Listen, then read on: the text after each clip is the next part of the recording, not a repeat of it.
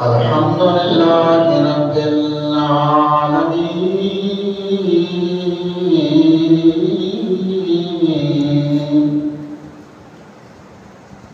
والصلاة والسلام على رسوله الكريم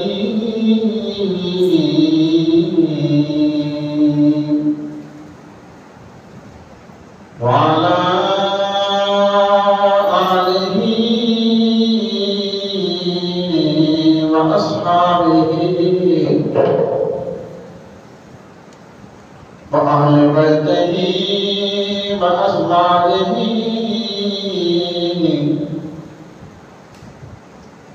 وأولياء ملته وعلماء أهل سنته أجمعين. أما بعد فأعوذ بالله من الشيطان الرجيم. بسم الله الرحمن الرحيم.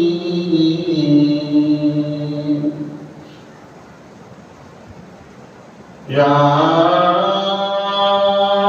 أيها الذين آمنوا اتقوا الله وكونوا مع الصادقين.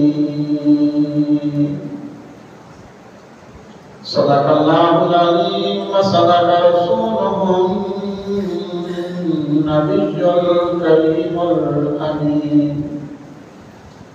قال الله تبارك وتعالى في شأن محبوبه مخبرا وآمرا: إن الله وملائكته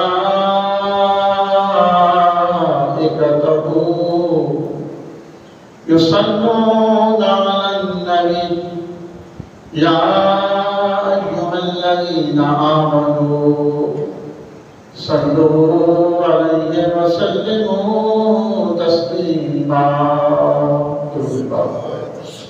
الصلاة والسلام عليك يا سيدي يا رسول الله وعلى آلك وأصحابك يا سيدي يا حبيب الله. الصلاة والسلام عليك يا سيدي يا رسول الله وعلى آلك وأصحابك يا سيدي يا محب الفقراء والغرباء واليتامى والمساكين وعلى آلك وأصحابك يا سيدي يا خاتم النبيين. حمد و ثنا کے بعد دعا ہے: اللہ وحدہ لا شریک مجھے حق کہنے کی، آپ کو سن کر ہم سب کو اس پہ عمل کی توفیق عطا فرمائیں۔ الحمدللہ جماعت المبارک ادا کرنے کے لیے اللہ تعالیٰ کے حضور مسجد میں حاضر ہیں۔ اللہ تعالیٰ اپنی شان کریم شان قدوسیت کا صدقہ اس مقدس عبادت کی فیض و برکات نصیب فرمائے اور ان قبولیت بھرے لمحات کے صدقے رب العالمین ہمارے زندگی کی تمام خطاؤں کو، غلطیوں کو، لغزشوں کو، صغائر کبائر کو معاف فرمائے۔ بقیہ زندگی اللہ تعالیٰ اپنے خوف و خشیت میں، اپنی رضا میں، اپنی اطاعت میں، اپنی فرمان برداری میں اور رسول اعظم صلی اللہ علیہ وسلم کے عشق و محبت میں اپنی مقدس و جاری سنتوں کے مطابق زندگی گزارنا نصیب فرمائے۔ گزشتہ جمعہ مبارک سے ہم امیر المؤمنین خلیفہ سوم خلیفہ اسلام، خلیفہ رسول، داماد رسول، خلیفۃ المسلمین حضرت سیدنا عثمان بن عفان، عثمان غنی ذوالنورین رضی اللہ تعالیٰ عنہ کی مقدس حیات طیبہ میں گفتگو کر رہے تھے کہ اسی ماہ مقدس میں آپ کا وصال مبارک ہوا اور آپ درجہ شہادت کے فائز ہوئے تھے۔ اللہ تعالیٰ آپ کی درجات کو بلند فرمائے اور آپ کا صدقہ اللہ تعالیٰ ملت اسلامیہ کے رحم و کرم فرمائے اور آپ کے ایمان کی، اسلام کی برکت اللہ تعالیٰ ہمیں بھی عطا فرمائے۔ جیسے ہم پڑھ رہے تھے کہ خلفائے راشدین میں سے جس کی زندگی کو دیکھیں، ایک کامل اس کی حیات طیبہ اور اس کی زندگی سے سید الانبیاء سید المرسلین صلی اللہ علیہ وسلم کی کامل سیرت اور پاکیزہ زندگی کی اعلیٰ مثال نظر آتی ہے۔ سیدنا عثمان غنی ذوالنورین رضی اللہ تعالیٰ عنہ، آپ پر اللہ تعالیٰ نے بڑی کرم نوازی فرمائی تھی۔ یعنی اس سے آپ اندازہ لگائیں آپ کی زندگی نفیس تھی، پاکیزہ زندگی، سب کی پاکیزہ تھی، لیکن کچھ اوصاف ایسے تھے جو صرف سیدنا عثمان غنی ذوالنورین رضی اللہ تعالیٰ عنہ ان سے متصف تھے۔ اتنی نفاست آپ کی زندگی میں تھی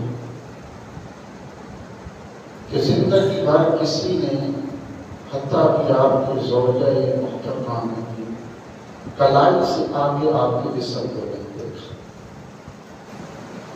اتنی پاکیزہ ہے کہ زندگی بھر کسی نے آپ کو جھوٹتے ہوئے نہیں دیکھا۔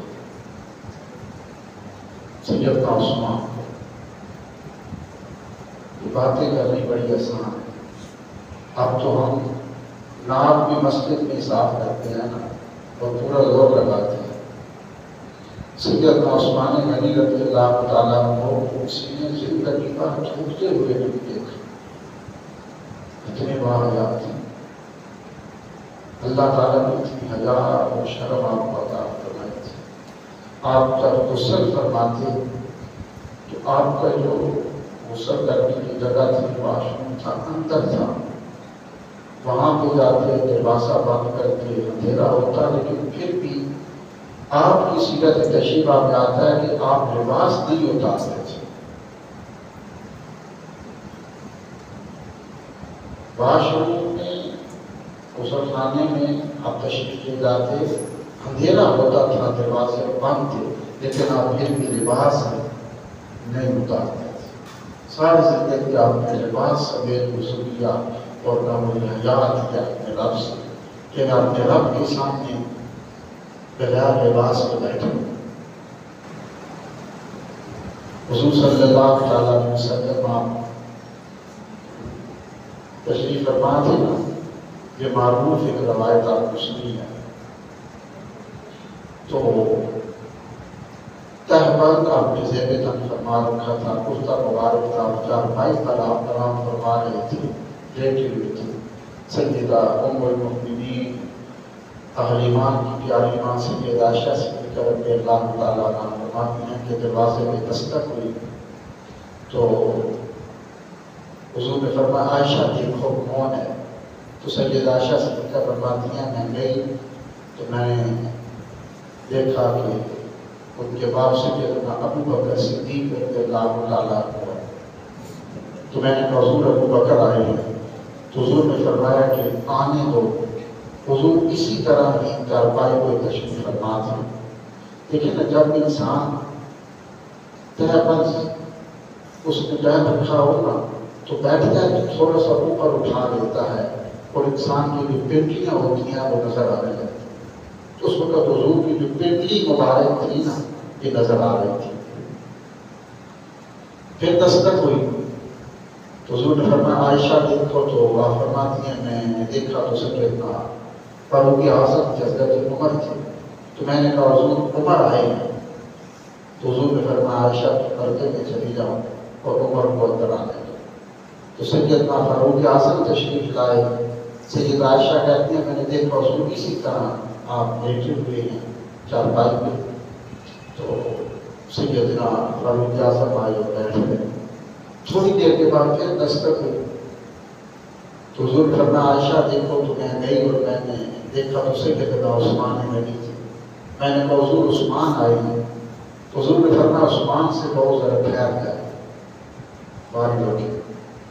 تو حضرت عثمان اٹھ گئے، حضور اٹھے، حضور نے اپنا تہبند سیدھا کیا، ٹخنوں تک اپنا کرتا سیدھا کیا، اور آپ نے اپنے سر پر دستار صحیح کی، اور پھر کہا کہ عائشہ عثمان سے بہت کر آ گیا۔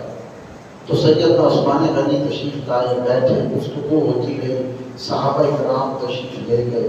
سید عائشہ صدیقہ کہتی ہیں میں نے حضور سے پوچھا حضور ابو بکر آئے تو آپ اسی طرح لیٹے رہے، عمر آئے تو اسی طرح لیٹے رہے، عثمان آئے تو حضور آپ نے فرمایا کہ انہیں کہو کہ ٹھہر جائیں، رک جائیں، اور آپ اٹھے اور آپ نے اپنا تہبند بھی سیدھا کیا، صحیح کرتا مبارک ساتھ دستار رکھی، اور پھر ان کو اندر آنے کی اجازت دی۔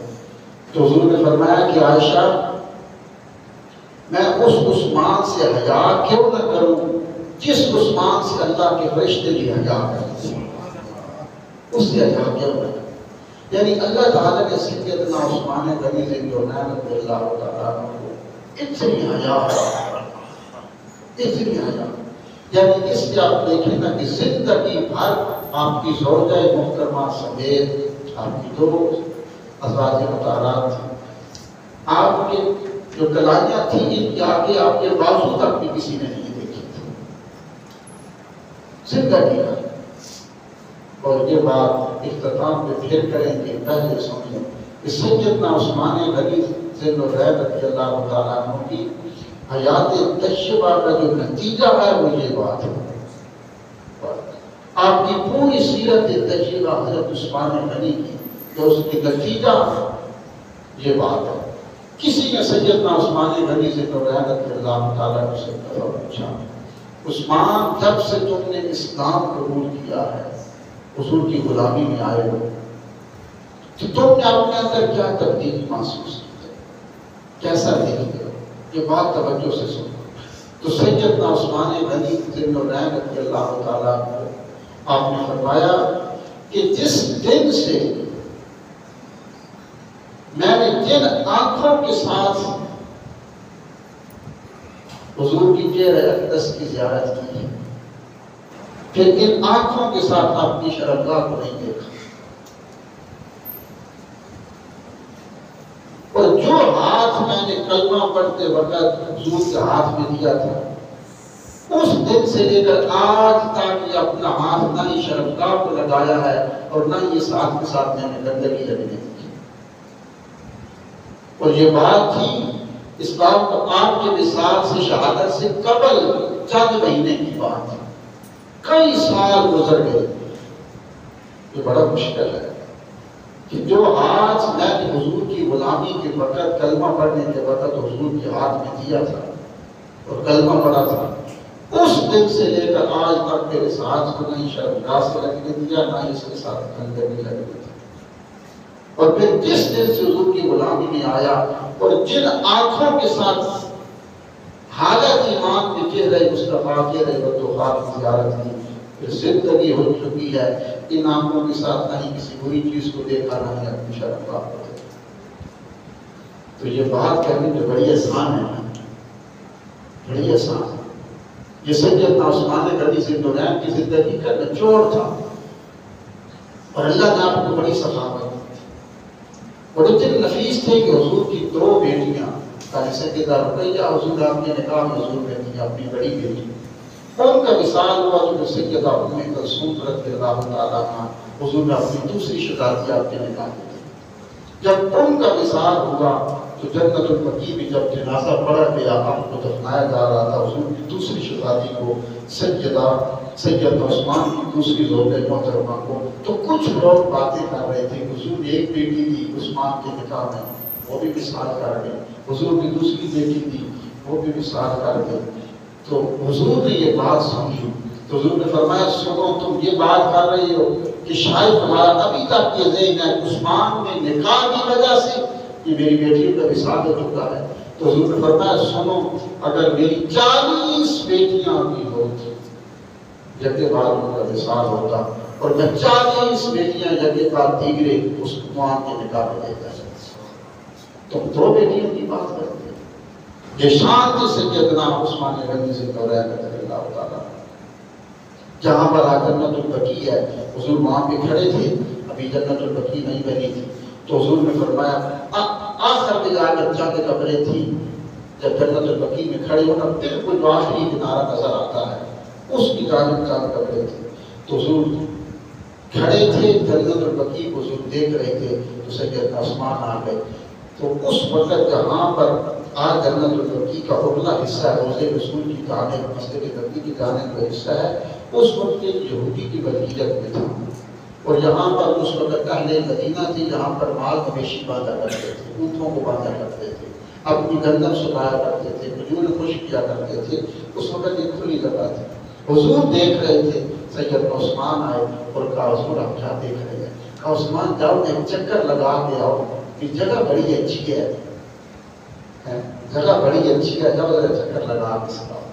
تو سیدنا عثمان غنی گئے، اس کا چکر لگایا، اور جب آگے گئے کسی نے جس یہودی کی ملکیت میں تھی اس سے ملاقات ہو گئی۔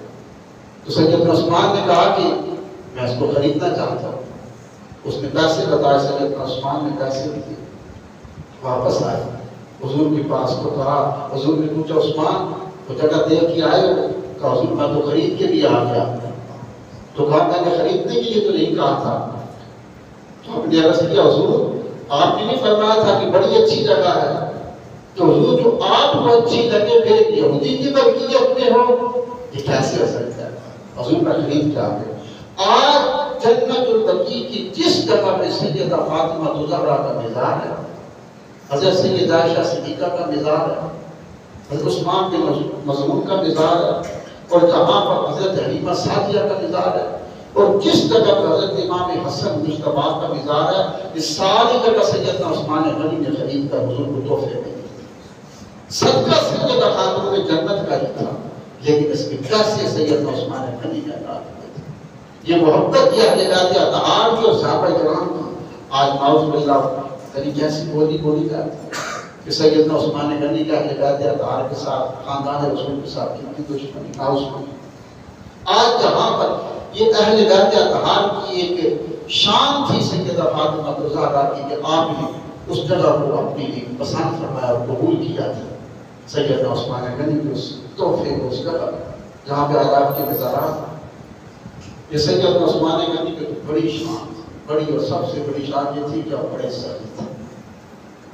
غزوہ تبوک کا موقع ہے، نجاشی اسرا کا موقع ہے، اور یہ سب سے مشکل ترین جو تھا یہ غزوہ تھا، یعنی سخت گرمی پڑ رہی تھی اور سارا سفر ریگستان سے تھا، اور 3 مہینے کی مسافت تھی۔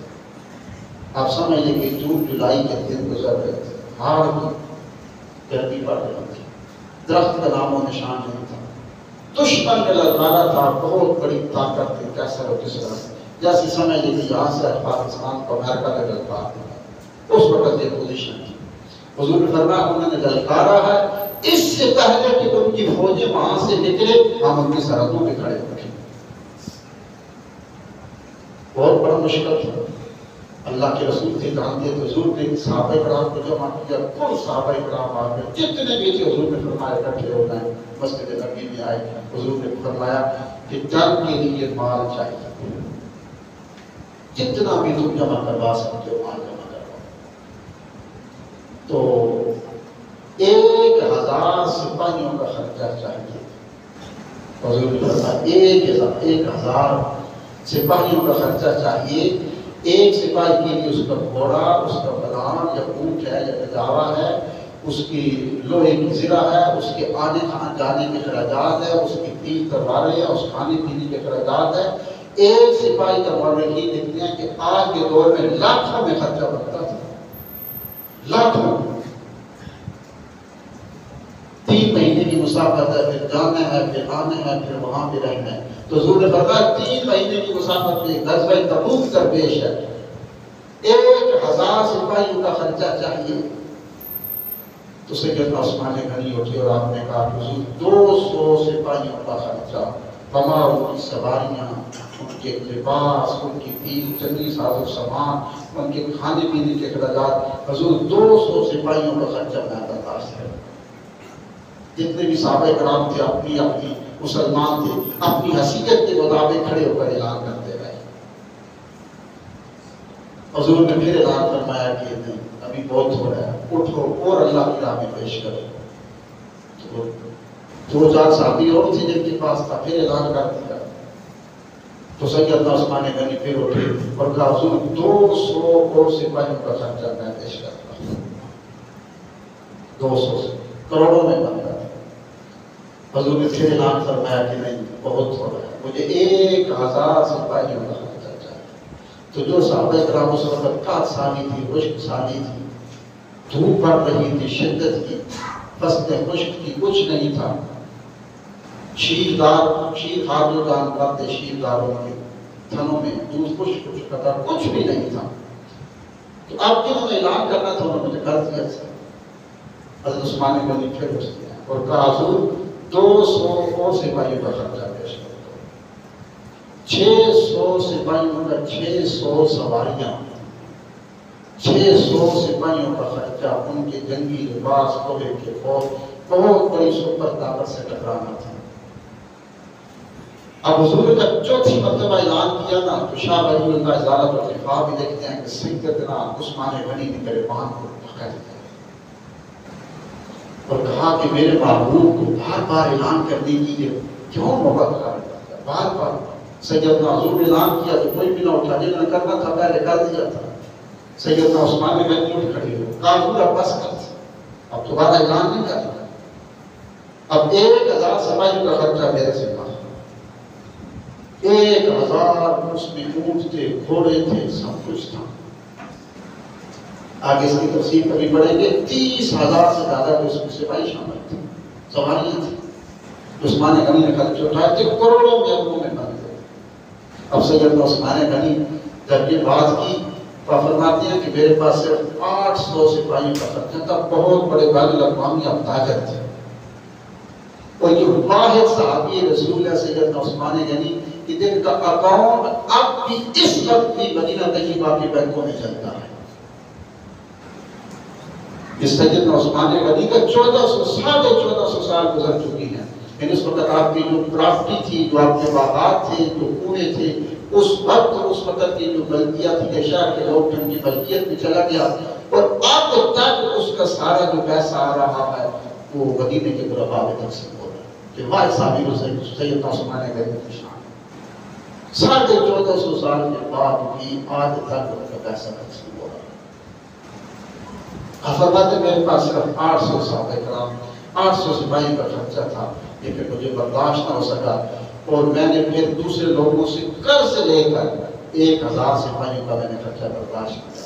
جب یہ کہا تو میرے حضور کی آنکھوں میں آنسو آ گئے، حضور کی ہچکی بن گئی اور حضور نے فرمایا اللہ میں عثمان سے راضی ہوں، تو بھی راضی ہو جا، میں راضی ہوں، تو بھی راضی ہو جا۔ یہ واحد صحابی رسول سیدنا عثمان تھے جن کو حضور نے بار بار جنت کی بشارت دی تھی۔ کیسا ایک دفعہ کہا تھا جنت میں، پھر ایک دفعہ حضور تشریف فرما تھے، صحابہ کرام تھے مدینے میں، ایک ہی کنواں تھا میٹھا، آپ نے سنا ہے، جو یہودی کی ملکیت میں تھا، جس کا پانی کنواں میٹھا تھا، غیر کنواں یہودی کی ملکیت میں تھا، پانی وہ پیسے لے کر دیتا تھا، بیچتا تھا، اور جو مسلمان جاتے ان سے زیادہ پیسے لیتا تھا، غریب خرید نہیں سکتے تھے۔ تو حضور نے فرمایا صحابہ کھڑے ہیں، حضور بھی کھڑے ہیں، فرمایا دیکھو کون ہے جو جنت کا ٹکٹ لینا چاہتا ہے، میں تقسیم کر رہا ہوں۔ کہا حضور کرنا کیا ہے؟ حضور نے فرمایا وہ میرے امہ یہودی کی ملکیت میں اس کو خریدنا ہے. حضرت عثمان نے فرمایا حضور میں جاتا ہوں. سیدنا عثمان غنی گئے تو اس یہودی کے پاس گئے. اس میٹھے کنویں کی جو یہودی کی ملکیت میں تھا پانی کا کل مالکیت 600-700 دینار تھی. ورنہ لکھتے ہیں 600 یا 700 دینار تھی. سیدنا عثمان غنی اس کے پاس گئے اور جب گئے تو سیدنا عثمان غنی نے اسے جا کر کہا کہ میں کنواں خریدنا چاہتا ہوں. تو اس نے کہا میں تو بیچنا ہی نہیں چاہتا. کہا سنو میں خریدنے کے لیے آیا ہوں اور خرید کر واپس جاؤں گا. تم اپنی منہ بولی قیمت بتاؤ کتنا پیسہ چاہتے ہو. تو اس نے صرف اتنی بڑی رقم اس کی بتائی تھی کہ یہ خرید نہ سکے. اس نے کہا عثمان سنو سارا کنواں نہیں بیچوں گا, آدھا کنواں بیچتا ہوں تمہارے ہاں, لیکن 3000 دینار دوں گا. کل کنویں کی قیمت 600-700 دینار تھی. تو اس یہودی نے کہا صرف کہ خرید نہ سکے عثمان. تو اس نے کہا کہ آدھا کنواں بیچوں گا اور اس کی قیمت 3000 دینار ہے. تو سیدنا عثمان غنی نے نکالے اس کو 3000 دی. تو اس نے کہا عثمان تم تو بہت بڑے تاجر تھے. کہنے لگا کہ تاجر تھے, لوگ تمہیں فالو کرتے ہیں, تمہیں دیکھ کر اپنا کاروبار کرتے ہیں, اور تم اتنا بڑا دھوکہ کھا گئے. اس کل کنویں کی مالیت 600-700 دینار تھی اور اس کا کی قیمت 300 دینار بنتی ہے, اور تم نے 3000 دینار دے دیا. لوگوں نے فرمایا کہ تو 3000 کی بات کرتا ہے نا, میں 40,000 دینار دے کے آیا تھا. یہ میرے غلام کھڑے ہیں ان کے پاس, دینار سونے کا ہوتا تھا, میں 40,000 دینار لے کے آیا تھا. کہا عثمان اس کنویں میں اتنی کیا تھی کہ جو کنواں کل 600 دینار کا تھا 40,000 اس میں دینے کے لیے تیار ہو گیا. تو ہم نے فرمایا کہ اس بات یہ نہیں تھی, بات صرف یہ تھی کہ میرے معبود کو اچھا لگتا ہے, بس حضور کو پسند آ گیا تھا. تو کہا اتنی قیمت, کہا اس سے بڑی قیمت حضور نے ہمیں جنت عطا کر دی, تو کیا جانے جنت کیا ہے. تو سیدنا عثمان غنی نے فرمایا مجھے تیرا سودا منظور ہے, تو آدھا تو ہمیں دے دے, ایک دن ہم پانی استعمال کریں گے اور ایک دن تو کرے گا. یہودی نے کہا ٹھیک ہے. سیدنا عثمان غنی نے فرمایا کہ جس دن وہ جو کہ پیسے لے کے پانی بیچتا تھا, تو آپ نے فرمایا کہ ٹھیک ہے جس دن مسلمانوں کی باری ہوگی نا ایک دن, اس دن سارے کافر یہودی مسلمان اپنے پرائے سارے فری پانی استعمال کر سکتے ہیں سب. تو اب یہودی بھی آتے ہیں, کافر بھی آتے ہیں, مسلمان بھی آتے ہیں, ایک دن میں سارے کنویں سے پانی بھر لیتے. اب وہ یہودی پانی بیچتا تھا, اب جب دوسرے دن آتی تو کون جاتا وہاں پہ ملک پیسوں سے خریدنے کے لیے, کون جاتا تھا. پرسوں جب میں پھر جا کر مفت ملنا ہے. تو جب یہودی نے دیکھا کہ جب میری باری آتی ہے تو کوئی بھی نہیں آتا, تو اس نے کہا عثمان یہ آدھا کنواں بھی تو بھی ہے. تو یہ وہ سیدنا عثمان غنی تھے. حضور نے پھر ان کو بشارت دی جنت کی, فرمایا عثمان میں پھر اللہ تمہیں جنت عطا کرے گا. یہ وہ سیدنا عثمان غنی سے نورین رضی اللہ تعالیٰ عنہ تھی. ایک دفعہ حضور تشریف لائے, آپ کی زندگی کی جتنی گفتگو ہے وہ کم ہے. آپ تشریف لائے نا حضور گھر میں, تو جو چاش کا وقت تھا, جو بھی گھر میں آئے چارپائی میں آ کے بیٹھے, سید عائشہ کی جانب دیکھا تو آپ کی آنکھوں میں آنسو آ رہے ہیں, اور چھٹ سے منہ دوسری طرف کر دیا, اپنے دوپٹے کے پلو سے اپنی آنکھیں صاف کرنے لگی. تو حضور نے فرمایا عائشہ تو رو رہی ہو. کہا حضور نہیں میں نہیں رو, نہیں عائشہ تو رو رہی ہو, تمہارے آنکھوں میں آنسو دیکھیں. کہا حضور نہیں. حضور نے فرمایا عائشہ میری طرف دیکھو. جب دیکھا تمہاری آنکھوں میں آپ کی سرخ ہیں, آنسو آ رہے, کیوں رو رہی ہو. تو کہا حضور نے بس ویسے ہی آنسو آ گئے. عائشہ تمہیں بتانا ہوگا. پاس بٹھا لیا چارپائی پہ, عائشہ بتاؤ تمہاری آنکھوں میں آنسو کیوں آئے ہیں. تو جب حضور نے اصرار کیا تو سید عائشہ سے نکل پہلے تو نہیں بتا رہی تھی, اور پھر بتایا.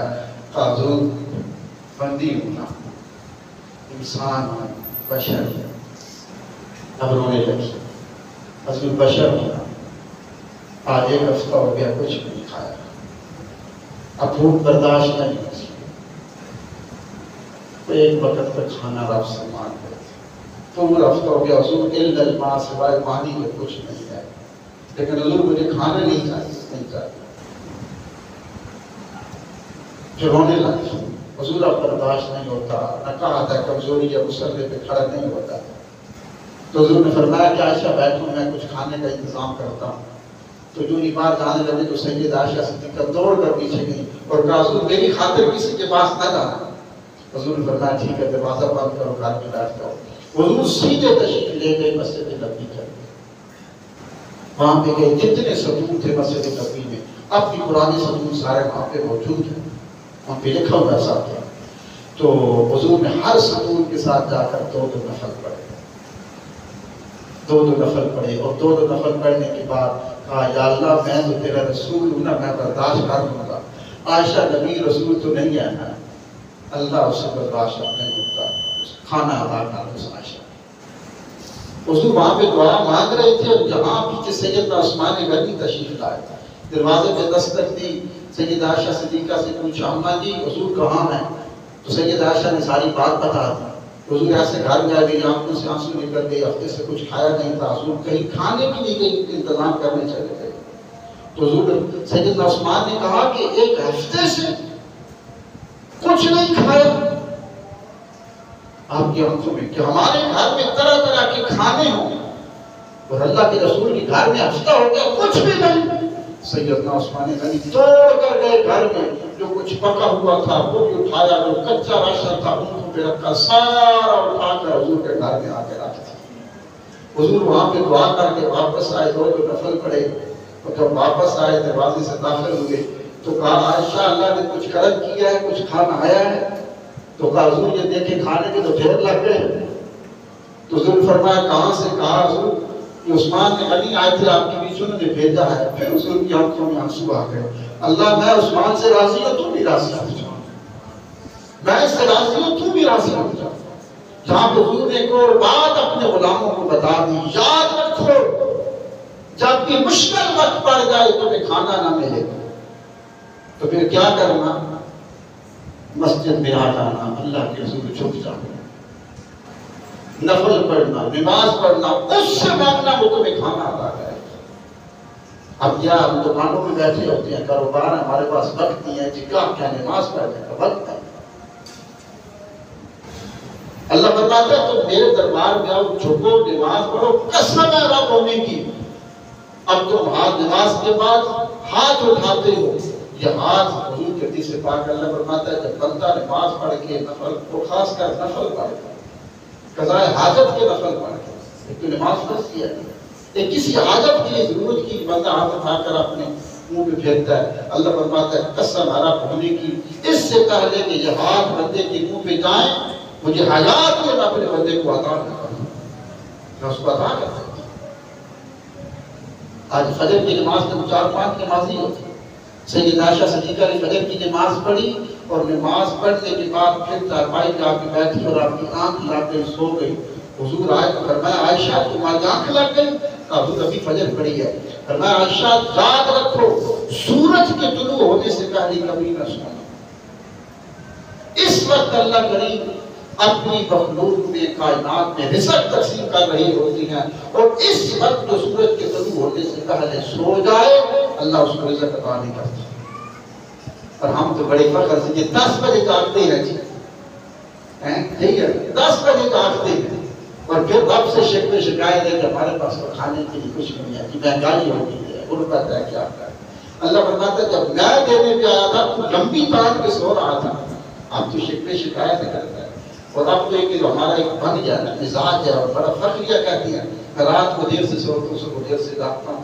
قسم ہے حضور کے حدیث پاک ہے، حضور نے فرمایا جس گھر میں رات کو یا جس شخص کی زندگی میں رات کو دیر سے سونے کی عادت ہو، صبح دیر سے اٹھنے کی عادت ہو، اللہ اس گھروں سے برکتوں کو اٹھا لیتا ہے۔ دعا ہے کہ نبی عمل کی توفیق عطا فرمائے، سنت عطا فرمائے۔